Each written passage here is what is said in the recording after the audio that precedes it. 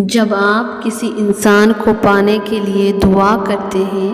وظیفہ کرتے ہیں، ہزاروں تسبیح کرتے ہیں، ہر وہ کام کرتے ہیں جس سے اللہ راضی ہو جائے، لیکن پھر بھی وہ تمہیں حاصل نہیں ہوتا، ایسا کیوں ہوتا ہے؟ اور پھر وہ انسان تمہارے دل اور دماغ سے بھی نہیں نکال پاتا، اور تم اپنے تقدیر کو برا بھلا کہنے لگتے ہو، اور اپنے دل کی چین سکون آپ گوا بیٹھتے ہو۔ لیکن آپ کو ایک بات یاد رکھنا ہے، اللہ تعالیٰ قرآن پاک میں فرماتے ہیں، دلوں کی سکون صرف اللہ کی یاد میں ہے، اللہ کے ذکر میں ہے۔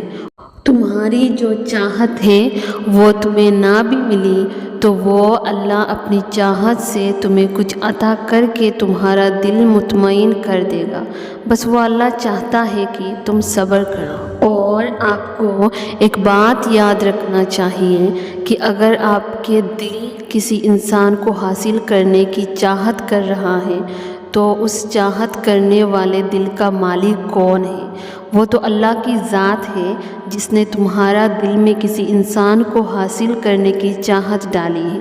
اور اس رب نے تمہارے مقدر میں لکھا ہے، تبھی تو اس نے یہ بات تمہارے دل میں ڈالی ہے کہ تم اسے دعا پہ مانگو، اور اتنی شدت سے مانگو کہ ایک وقت اللہ خود کہے گا کہ لے میرا بندہ، یہ تیرا حق ہے، تو نے اس کے لیے اتنی دعائیں، اتنی منتیں مانگی، آج میں تجھے تیری وہ چاہت لوٹا رہا ہوں۔ اور اگر تمہارا دل نہ چاہتے ہوئے بھی بار بار اس کی طرف رجوع کر رہا ہے اور تم بار بار دعا مانگ رہے ہو تو اس بات کی نشانی ہے کہ شاید اللہ تمہیں اسے ملوانا چاہتا ہے، لیکن اللہ تمہارے صبر کو آزما رہا ہے تاکہ تمہاری محبت سچی ہے یا جھوٹی، وقت کے ساتھ ساتھ تم اسے دعا میں مانگ رہے ہو یا دعا مانگنا ہی چھوڑ رہے ہو، وہ اللہ دیکھنا چاہتا ہے۔ اور اللہ تو من پسند چیز کو ہم سے دور کر کے ہمیں آزماتا ہے۔ اور ایک بات ہمیشہ یاد رکھنا، اللہ کی دی ہوئی آزمائش پر تم پورا اترتے ہو، صبر کے ساتھ ہر وہ دعا، وظیفہ، تدبیریں کرتے ہو اسے من پسند چیز کو حاصل کرنے کے لیے، اور اللہ پہ یقین کے ساتھ ہر وہ عمل کرتے ہو، تو وہ رحمان تمہیں ایسے ناممکن وسیلے سے عطا کرتا ہے جس کا تم گمان بھی نہیں رکھتے ہو۔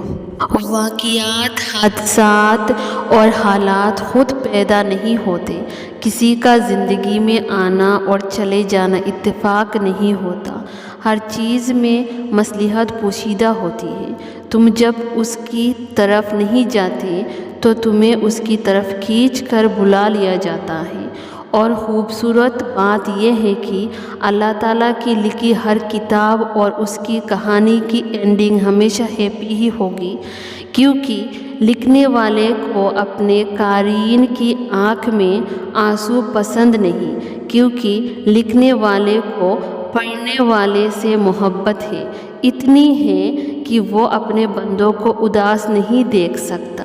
کبھی کبھی انجانے میں تم اپنے لیے کچھ ایسا نقصان دہ مانگ لیتے ہو، مگر اس رب کو تمہارا دل دکھانا منظور نہیں ہوتا، تبھی وہ تمہاری چاہت سے تمہیں جدا کر دیتا ہے تاکہ آنے والی آفت سے تمہیں بچا سکے، اور اپنے لازوال کرم سے نواز دیتا ہے جو محض اس کے خاص بندوں کا ہی مقدر ہوتی ہے۔ تم جتنی دفعہ دعا مانگتے ہو اللہ اتنی دفعہ تمہیں تمہاری دعاؤں کے جواب دیتا ہے۔